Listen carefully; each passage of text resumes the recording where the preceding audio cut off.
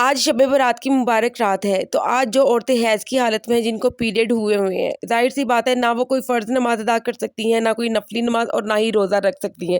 تو اس حالت میں ان عورتوں کو کیا کرنا چاہیے؟ کیا وہ آج کی رات عبادت کے ثواب سے محروم رہیں گی؟ میری آج کی ویڈیو ان بہنوں کے لیے ہے جو اندر ہی اندر گھٹ رہی ہیں اور پچھتا رہی ہیں اور احساس کمتری کا شکار ہو رہی ہیں کہ آج کی رات وہ کوئی نفلی عبادت نہیں کر سکیں گی، روزہ نہیں رکھ سکیں گی۔ تو میری پیاری بہنوں، آپ نے پریشان نہیں ہونا، میں آپ کو اس ویڈیو میں ان سارے سوالات کا جواب بتاؤں گی، حل بتاؤں گی، اور آپ کسی بھی طرح اس رات کی عبادت کا جو ثواب ہے اس سے آپ محروم نہیں رہیں گی انشاءاللہ تعالی، اللہ تعالیٰ کے حکم سے۔ بسم اللہ الرحمن الرحیم۔ میری پیاری بہنوں، دیکھیں، حیض کی حالت عورت کو اللہ سے جدا نہیں کرتی، بلکہ بعض لمحوں میں یہی کیفیت اسے رب کے سب سے زیادہ قریب لے آتی ہے۔ شب برات جیسی مقدس رات میں اگر سجدہ ممکن نہیں ہے تو کیا رحمت کے دروازے بند ہو جاتے ہیں؟ ہرگز نہیں۔ حیض والی عورت شب برات کو کس طرح گزارے کہ اس کا ایک ایک لمحہ اللہ کے ہاں قبول ہو جائے؟ ناپاکی کی حالت میں وہ کون سی ایسی عبادت ہے جو خاموش ہوتی ہے مگر اللہ کو سب سے زیادہ محبوب ہوتی ہے؟ کیا نماز اور نوافل کے بغیر بھی ایک عورت اس بابرکت رات کی برکتیں، مغفرت اور قرب الہی حاصل کر سکتی ہے، اللہ تعالیٰ کی رضا حاصل کر سکتی ہے؟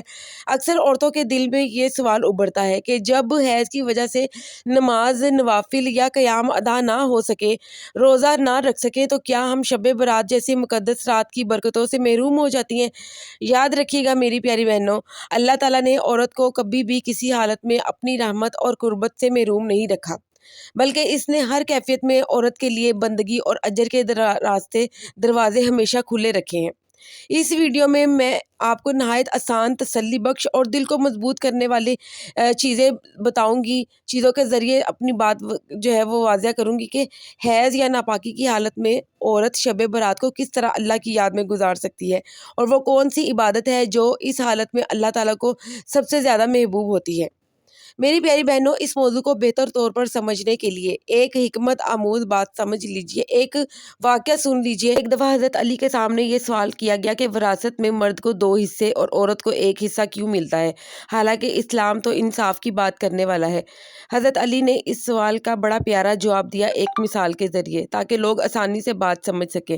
آپ نے فرمایا کہ اسلام کے احکام صرف گنتی پر نہیں ہوتے، بلکہ ذمہ داری اور بوجھ کو دیکھ کر ہوتے ہیں، یعنی جس پر زیادہ ذمہ داری ہے اس کے حصے کا حساب بھی اسی حساب سے رکھا گیا ہے۔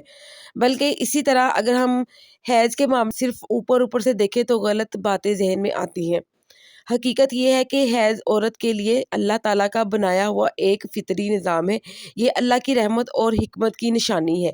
یہ کوئی برائی یا کمی نہیں ہے، یہ کوئی احساس کمتری کے لیے نہیں اس کو بنایا گیا کہ عورت اس سے احساس کمتری کا شکار ہو جائے۔ طبی لحاظ سے دیکھا جائے تو حیض کے ذریعے عورت کے جسم سے وہ خون نکل جاتا ہے جس کی اب ضرورت نہیں ہوتی۔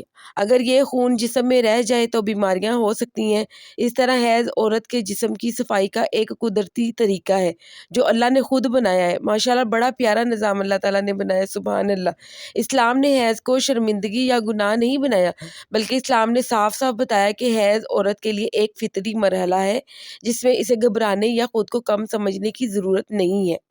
اسی لیے حیض کے دنوں میں اللہ تعالیٰ نے عورت کو کچھ عبادات سے وقتی طور پر جو ہے وہ آرام دیا ہوا ہے۔ یہ آرام کسی سزا کی وجہ سے نہیں بلکہ اللہ کی مہربانی کی وجہ سے ہے، کیونکہ اللہ کسی پر اس کی طاقت سے زیادہ بوجھ نہیں ڈالتا، کیونکہ عورت ایک نازک چیز ہے۔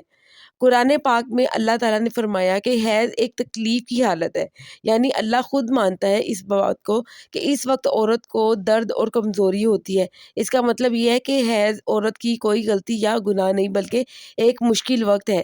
اسی وجہ سے حیض کے دنوں میں نماز اور روزے معاف کر دیے گئے ہیں۔ یہ حکم عورت کو مشکل میں ڈالنے کے لیے نہیں بلکہ اس کی آسانی کے لیے بنائے گئے ہیں۔ اچھا، یہ حکم دیا گیا ہے عورت کی آسانی کے لیے تاکہ وہ سکون کے ساتھ اللہ کو یاد کر سکے۔ حیض کا تعلق عورت کے ماں بننے سے بھی ہے، کیونکہ یہی نظام عورت کے جسم کو بچے کے لیے تیار کرتا ہے۔ اگر بچہ نہ ہو تو وہی خون حیض کی صورت میں نکل جاتا ہے۔ اس طرح پیریڈ عورت کے اندر موجود اس خاص طاقت کی علامت ہوتے ہیں جو اللہ نے صرف عورت کو ہی دی ہوئی ہے۔ اس لیے حیض کو ناپاکی یا ذلت سے جوڑنا درست نہیں ہے۔ میری پیاری بہنوں، ایک مومن عورت یہ یقین رکھتی ہے کہ اللہ کا ہر فیصلہ خیر اور بھلائی پر ہوتا ہے، چاہے ہمیں اس کی سمجھ فوراً آئے یا نہ آئے۔ احادیث سے بھی ہمیں یہی بات سیکھنے کو ملتی ہے کہ حیض عورت کی عزت کم نہیں کرتا۔ حضرت عائشہ رضی اللہ تعالیٰ عنہ فرماتی ہیں کہ ہمیں حیض کے دنوں میں روزوں کی قضا کا کہا جاتا تھا مگر نماز کی قضا کا نہیں۔ اس سے صاف پتہ چلتا ہے کہ یہ اللہ کی طرف سے آسانی ہے، سزا نہیں۔ نبی کریم صلی اللہ علیہ وسلم نے حیض والی عورت کے ساتھ ہمیشہ نرمی اور احترام کا معاملہ فرمایا۔ آپ صلی اللہ علیہ وسلم نے پرانے زمانے کی وہ غلط باتیں ختم کر دی جن میں عورت کو حیض کی وجہ سے الگ کر دیا جاتا تھا۔ اسلام نے ہمیں یہ بھی بتایا کہ حیض صرف چند عبادات کے لیے وقتی رکاوٹ ہے۔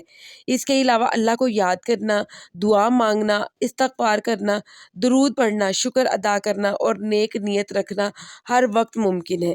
یہ بھی اللہ کی حکمت ہے کہ ان دنوں میں عورت کو کچھ آرام مل جاتا ہے کیونکہ گھر کے کام اور ہر روز کی ذمہ داریاں انسان کو تھکا دیتی ہیں۔ ان دنوں میں عورت صبر کرنا سیکھتی ہے اور اللہ پر بھروسہ رکھتی ہے اور اللہ صبر کرنے والوں کو بہت زیادہ اجر دیتا ہے۔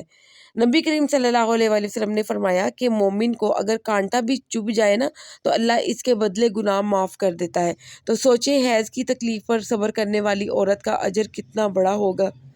اس طرح عورتیں اپنا جو ہے وہ اجر کماتی ہیں، یہ تکلیف سہ کر صبر کر کے۔ اچھا جی، یہ ساری باتیں تھی آپ کو حیض کی اہمیت سمجھانے کے لیے کہ حیض جو ہے وہ ایسی چیز نہیں ہے جس سے آپ احساس کمتری کا شکار ہو جائیں، اس کو برا سمجھنے لگ جائیں۔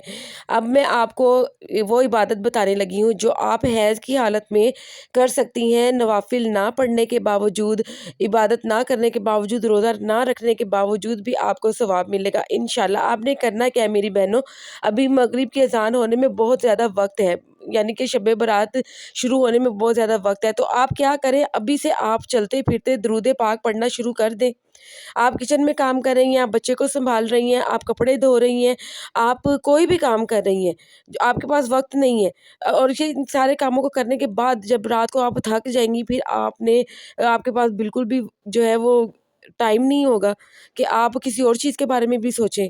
اور اس حالت میں، حیض کی حالت میں تو عورت ویسے ہی بہت زیادہ کمزور ہوتی ہے، تو آپ کیا کریں، آپ درود پاک پڑھنا شروع کریں اور صبح تک آپ درود پاک پڑھیں۔ اس سے آسان عبادت کوئی ہو سکتی ہے، اور انشاءاللہ تعالیٰ اس کا بھی بہت زیادہ اجر ہے، اس چیز کا بہت زیادہ اجر ہے۔ اس چیز کو میں نے ایک بڑی پیاری مثال سے سمجھایا ہے، حضور پاک صلی اللہ علیہ وسلم کے ارشاد سے سمجھایا ہے، وہ میری پچھلی ویڈیو میں ہے جس کا میں لنک اس ویڈیو میں دے دوں گی، آپ وہ جا کے دیکھ سکتی ہیں۔ اتنی پیاری بات حضور پاک صلی اللہ علیہ وسلم نے فرمائی کہ آپ جب اس بات کو سنیں گی نا، آپ کا سارا معاملہ کلیئر ہو جائے گا کہ صرف درود پاک پڑھنے سے ہم ان عبادات کا، نفلی عبادات کا، روزے کا ثواب حاصل کر سکتی ہیں۔ جی بالکل آپ کر سکتی ہیں، آپ کو پریشان ہونے کی ضرورت نہیں ہے۔ آپ ابھی سے درود پاک پڑھنا شروع کریں اور کل تک جو ہے وہ آپ درود پاک پڑھیں، کل کی افطاری تک پڑھیں، یا آپ ہر روز بھی پڑھ سکتی ہیں، تو انشاءاللہ تعالیٰ جو ہے آپ کو ثواب اس کا بہت زیادہ ملے گا۔